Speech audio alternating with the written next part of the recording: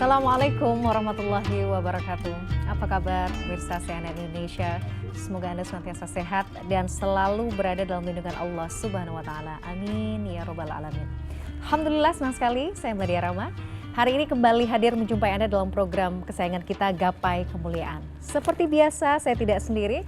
Sudah hadir bersama saya di studio ada gurunda kita semua, Kiai Haji Haris Hakam. Assalamualaikum Pak Kiai. Waalaikumsalam warahmatullahi wabarakatuh. Sehat Pak Kiai hari ini? Alhamdulillah sehat afiat seperti Alhamdulillah. anti. Pokoknya untuk Gapai Kemuliaan semoga Allah memberikan kesehatan kepada kita Amin, semua amin, dan amin. memudahkan kita semua untuk mencari ilmu ya Pak Kiai ya. Amin, amin, amin. Amin ya rabbal alamin. Nah pemirsa, dalam episode hari ini Kiai Haris akan menjawab pertanyaan-pertanyaan Anda pemirsa Gapai Kemuliaan yang sudah masuk melalui WhatsApp dalam episode Ustadz Menjawab.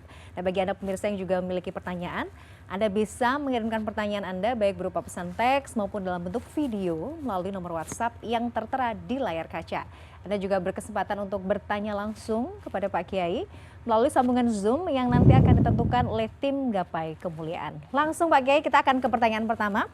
Pertanyaan pertama datang dari Mas Ramadan di Kendal. Kita bacakan bersama-sama. Assalamualaikum Pak Kiai, izin bertanya. Apa perbedaan dari munajat, doa, istighosah dan isti'anah? Di antara itu adakah yang lebih utama? Tafadhol Pak Kiai. Ya baik. Bismillah walhamdulillah wassalatu wassalamu ala rasulillah amma ba'du. Mbak Mila dan para pemirsa dimanapun Anda berada, pertanyaan ini sepertinya sama. Iya. Ya, karena orang biasa menyebutkan munajat itu ya doa. Berdoa. Ya, dan sekarang sedang rame-rame kumpul bersama istighosah. Istighosah, betul. Kan isinya doa gitu. Maka orang menganggap itu hanya satu istilah dengan nama yang bermacam-macam gitu. Tapi sesungguhnya diksi itu punya konotasi tersendiri. Yang dimaksud dengan munajat itu fanun min fununil balaghah. Satu fan di dalam fan balaghah, ilmu sastra Arab, takbirun majaziyun, satu ibarat yang menggunakan kata-kata tidak hakiki, kata-kata metaforis, majazi ya, kata-kata yang majazi itu. Kemudian dia punya tujuan itu agar supaya bisa mempengaruhi lawan bicaranya. Liwajihahu hadithahu.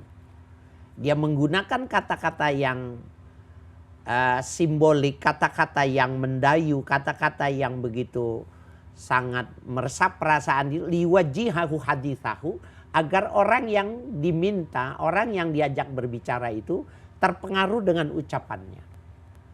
Nah, itu disebut dengan ya istilah yang munajat. Nah, kalau kita sering mendengar dan sudah ada beberapa pemusik di Indonesia yang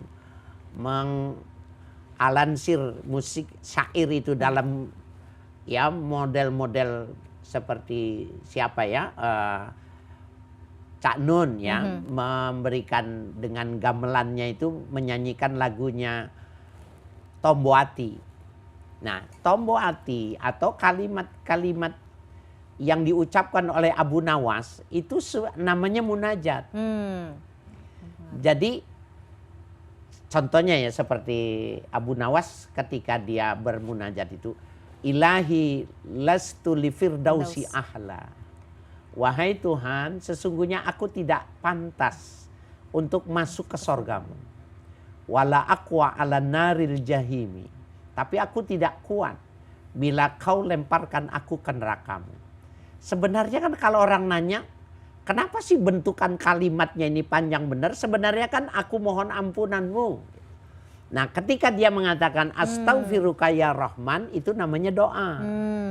Ya.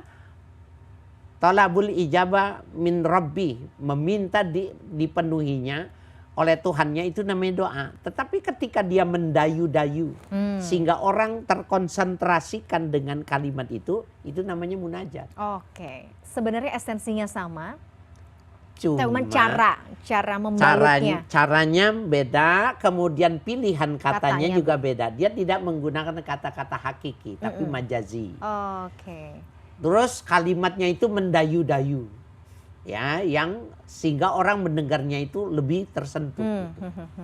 Lebih Kan puitis, kalau orang yang menyanyikan ilahi lis firdausi ahla itu dengan sungguh-sungguh, dia bisa nangis kalau dia ngerti itu. Itu memang fan balaghahnya memang begitu. Nah, itu disebut dengan munajat. Oke. Nah, saya pernah ke daerah puncak Cianjur gitu. Ada ketika saya berbekam di situ ada teks munajat itu. Sayang saya lupa gitu. Kenapa tidak saya foto gitu? Untuk dijadikan contoh itu munajat yang masyhur selain dari munajatnya Abu Nawas gitu maksudnya. Itu bagus kalimatnya walaupun saya nggak tahu siapa yang menciptakan. Tapi itu bukan doa, dia disebutnya munajat. Karena memintanya itu dengan bahasa-bahasa kinayah. Bahasa-bahasa majazi, bahasa metaforis. Munajat cinta itu juga bisa menjadi ya dengan bahasa-bahasa yang puitis, dengan bahasa syair-syair gitu ya Pak. Ya kira-kira untuk sekarang begitulah penerjemahannya ya. Nah, kalau doa itu jangan lupa ibadah itu adalah salah satu model ibadah. Jadi doa itu sholat sama zakat itu sama.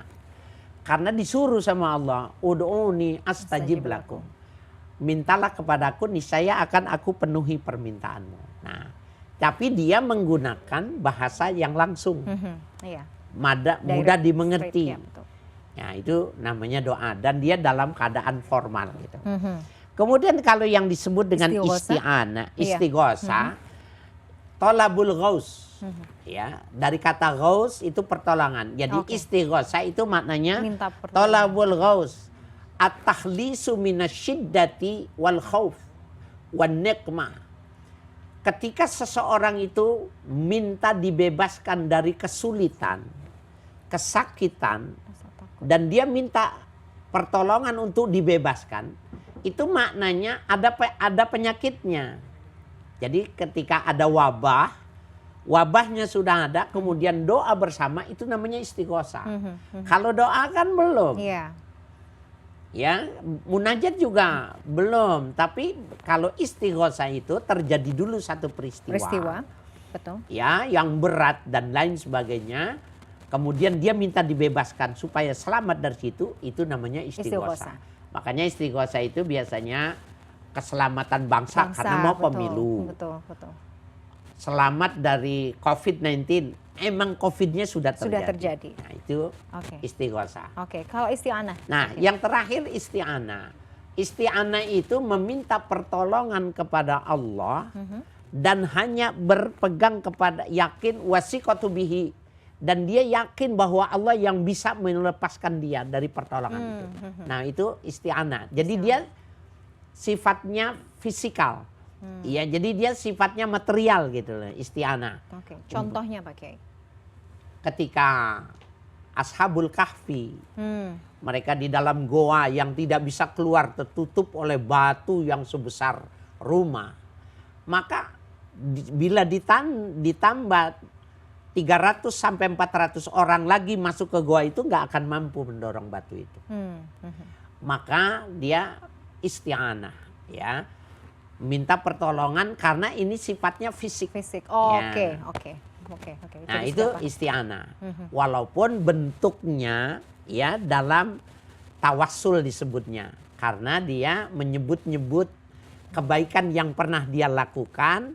Kalau memang itu ternyata ikhlas dan itu ada pahalanya, kompensasi aja ini. Gitu.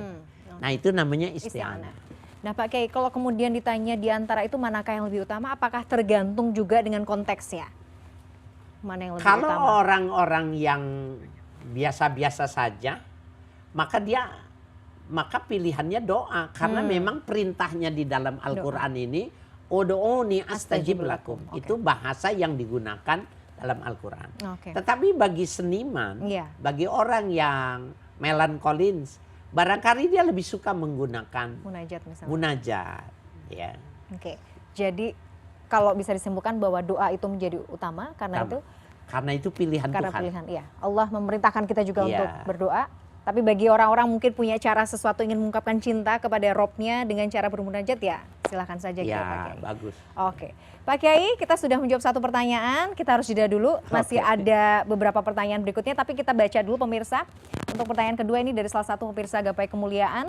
Pak Kiai, ketika kita memiliki piutang kepada orang lain dan sebenarnya kita butuh dan kita ingin menagihnya, tapi kemudian yang bersangkutan ini dalam kondisi yang tidak sehat dan tengah mengidap penyakit berat, ingin menagih tapi tidak enak karena kondisinya sedang sakit. Apakah kalau kita menagih itu tandanya kita zalim terhadap dirinya? Akan seperti apa? Nah, kita akan bahas ya. Pemirsa jangan kemana-mana, temukan jawabannya tentunya setelah jeda yang satu ini.